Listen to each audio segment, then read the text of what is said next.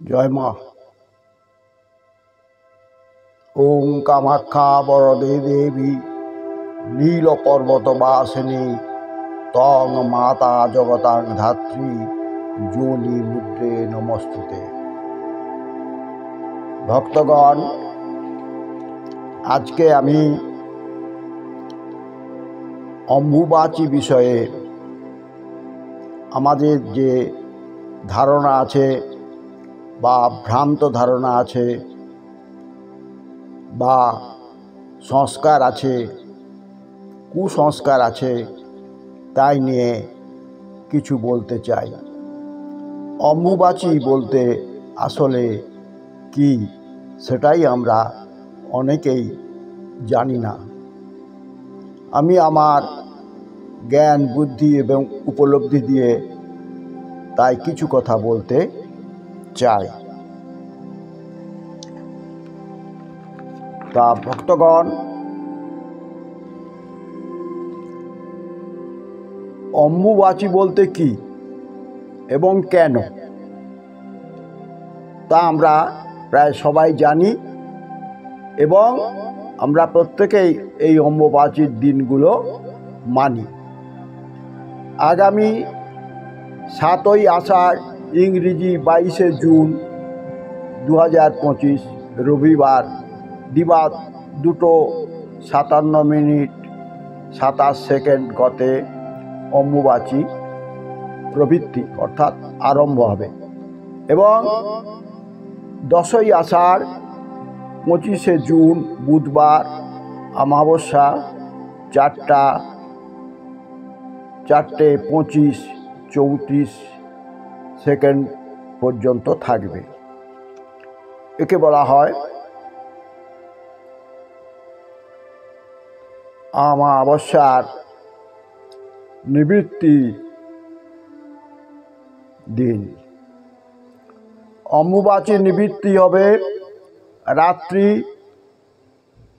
3:20 গতে, অর্থাৎ অম্বুবাচী ছেড়ে যাচ্ছে। এখন আমরা জানি আষাঢ় মাসে সূর্য তার বার্ষিক গতিতে মিথুন রাশিতে প্রবেশ করেন এবং আষাঢ় মাসটাকে আমরা বর্ষা ঋতু বলি। বর্ষা ওই আষাঢ় মাসেই প্রকৃতপক্ষে আমাদের দেশে আসে।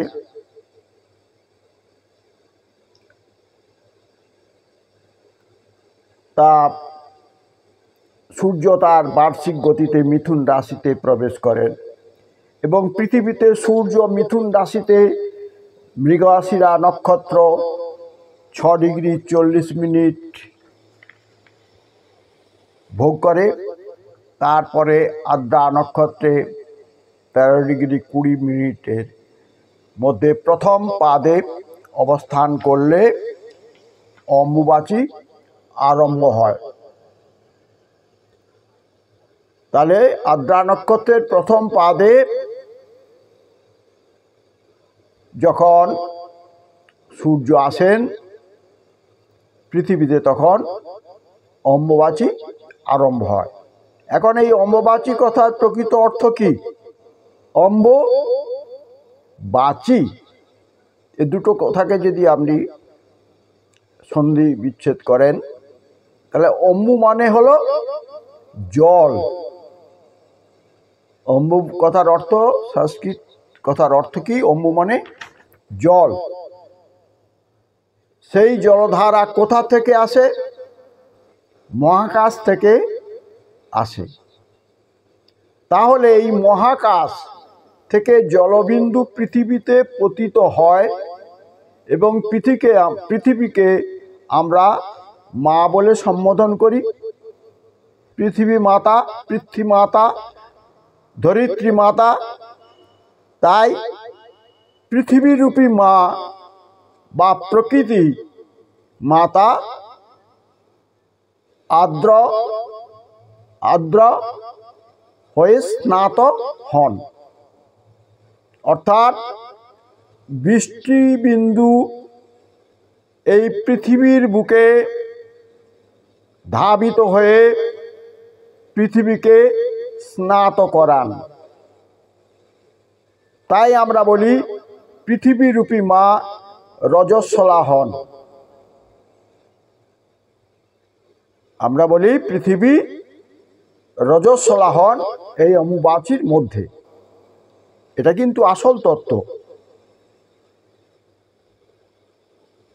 রজস্বলা হন অম্বুবাচীর মধ্যে পৃথিবী। বুঝেছেন ভক্তগণ? তাই মহাকাশের জলধারাকে আমরা বীর্য স্বরূপ মনে করি এবং পৃথিবী মাতা তা ধারণ করেন, যা থল স্বরূপ সৃষ্টি বীজ নিহিত আছে। এ তো হলো প্রকৃতি তত্ত্ব। কিন্তু বাস্তবিক মায়েরা বা বোনেরা রজস্বলা হন এবং তাদের এই পিরিয়ড কাল মূলত 3 দিন। তখন তাদের ভীষণ কষ্টের মধ্য দিয়ে চলতে হয়, সেটা আমরা প্রত্যক্ষ করি। তাই ওই দিনগুলিতে তাদের প্রকৃত বিশ্রাম প্রয়োজন, যত্নের প্রয়োজন। তাদের উপর কোনো অত্যাচার অবিচার করা উচিত নয়। ওই দিনগুলিতে তাদের বিরক্ত করা না করাই শ্রেয়। মা এবং বোনেরা যদি রজস্বলা না হন তাহলে সৃষ্টিতত্ত্ব থেমে যাবে। জ্যোতিষে কি বলছে? মঙ্গল গ্রহ হলো দেহ থেকে অনিষ্টকারী পদার্থকে বা দূষিত পদার্থকে দেহ থেকে বহিষ্কার করে। কথাটা বুঝলেন? মঙ্গল তো রক্তের কারক।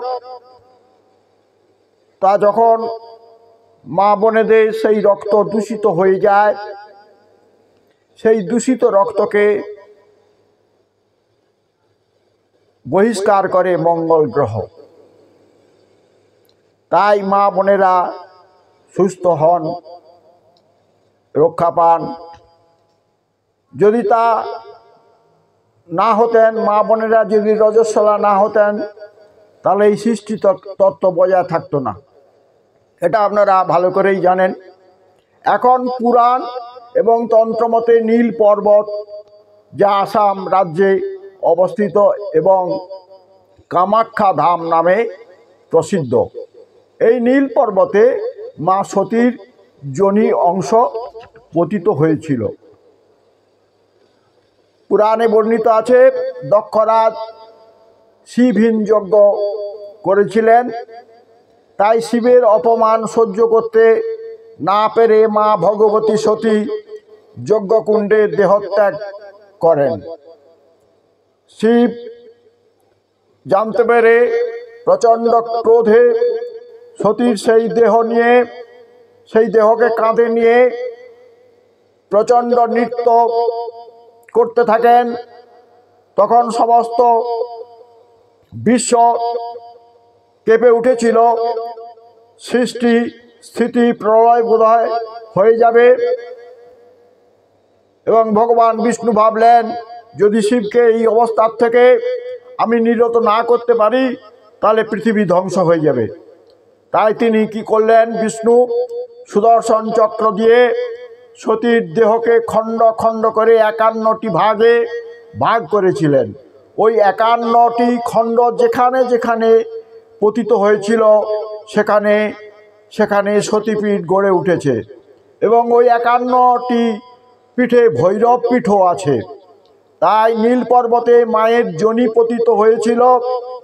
তাই এই তন্ত্রের শ্রেষ্ঠ পীঠ হিসাবে আমরা কামাখ্যাকে জানি। কামাখ্যাই হলো তন্ত্রের শ্রেষ্ঠ পীঠ, যোনিপীঠ। এবং ব্রহ্মপুত্র নদীর ধারে এই কামাখ্যা বা নীল পর্বত। এই ব্রহ্মপুত্রের নদীর এক ধারে উমানন্দ ভৈরব পীঠও আছে। তা অতি পবিত্র। যারা এই কামাখ্যা দর্শন করতে গেছেন তারা নিশ্চয়ই মাকে যেমন দর্শন করেছেন, উমানন্দ ভৈরবকেও দর্শন করেছেন। এখন প্রার্থনা করে বলি, কামাখ্যা বরদে দেবী নীল পর্বত বাসিনী তং মাতা জগতাং ধাত্রী যোনি মুদ্রে নমস্তুতে। আমি সেই যোনি মুদ্রার দ্বারা মাকে আমি কোটি কোটি প্রণাম জানাই।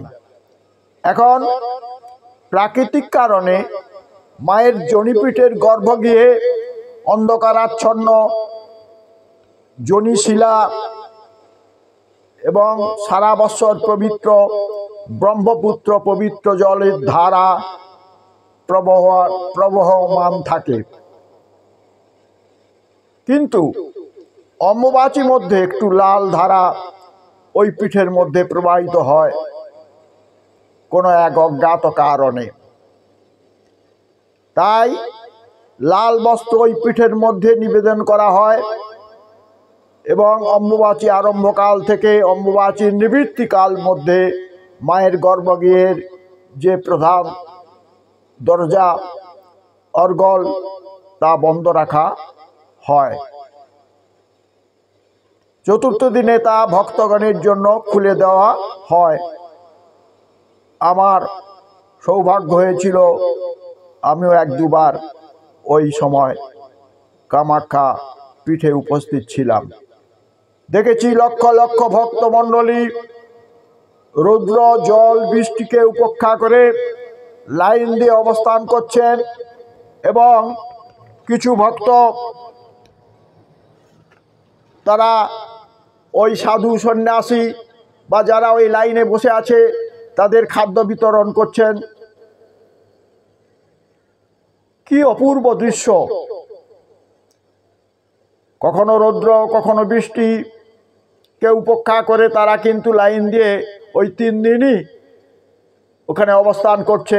শুধু চতুর্থ দিনে যখন দরজা খুলে দেবে তখন তারা ওই গর্ভগৃহে প্রবেশ করে মাকে তাদের পূজা পাঠ ভক্তি শ্রদ্ধা নিবেদন করবেন এবং নিজেদের ধন্য করবেন। আমি গিয়ে কিন্তু প্রতিদিনই ওই বাইরে একটি চণ্ডী মূর্তি আছে, সেই চণ্ডী মূর্তির সামনে আমি প্রতিদিন চণ্ডী পাঠ জপ এবং কুমারী পুজো করতাম। এখন এই পীঠে ভক্তি ভরে মন্ত্র পাঠের একটা মন্ত্র আছে। যদি আপনি ওই গুপ্ত শিলায় হাত দিয়ে ভক্তি ভরে বলেন, মনোভব গুহা মধ্যে রক্ত পাষাণ রূপিণী তং মাতা জগতাং ধাত্রী যোনি মুদ্রে নমস্তুতে তস্যা স্পর্শন মাত্রেণ পুনর্জন্ম ন বিদ্যতে। যদি এই মন্ত্র বলতে বলতে ওই পীঠকে স্পর্শ করেন ভক্তিভাবে, তাহলে আপনার আর পুনর্জন্ম হবে না। এই পবিত্র পীঠ স্পর্শ করলে পুনর্জন্ম আর হয় না। এই কয়দিন অর্থাৎ অম্বুবাচী মধ্যে শুদ্ধ মনে থাকতে হয়। এই 3 দিন পৃথিবী মাতা রজস্বলা হয়, তাই ভূমির ওপর কোনো রকম খনন কর্ম এবং যারা চাষবাস করেন তারা হাল চালনা করবেন না, যারা কোদাল চালনা করেন তারা কোদাল দিয়ে ভূমি খুঁড়বেন না, ভূমির উপর কোনো অত্যাচার করবেন না, কারণ পৃথিবী মাতা রজস্বলা হন। অম্বুবাচীর মধ্যে সর্পভয় নিবারণের জন্য দুধ এবং আম ভক্ষণ করা উচিত। এবার যারা জ্যোতি, যারা সাধক, যারা প্রকৃত ব্রাহ্মণ এবং বিধবা, তারা অগ্নিজাত খাদ্যদ্রব্য গ্রহণ করবেন না। এটা তাদের উপরে নিষেধ করা শাস্ত্র মতে আছে। তারা ফলমূল খেয়ে এবং জপ ধ্যান করে ওই কদিন তারা নির্বাহ করবেন। আসল অম্বুবাচী সংস্কার এবং কুসংস্কারের কথা এখন বলবো। আমি সংস্কারের কথা বললাম, এখন অম্বুবাচীর বর্তমান যুগে অম্বুবাচীর সম্বন্ধে অনেক কুসংস্কার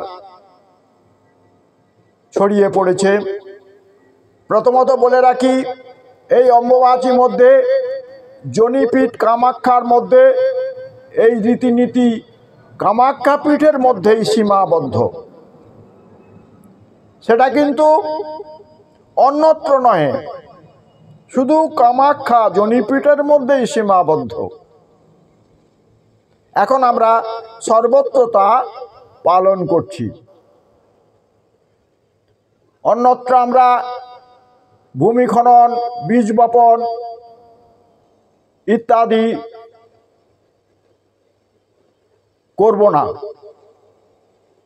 জ্যোতি ব্রাহ্মণ বিধবারা অগ্নির দ্বারা প্রাকদ্রব্য ভক্ষণ করবেন না।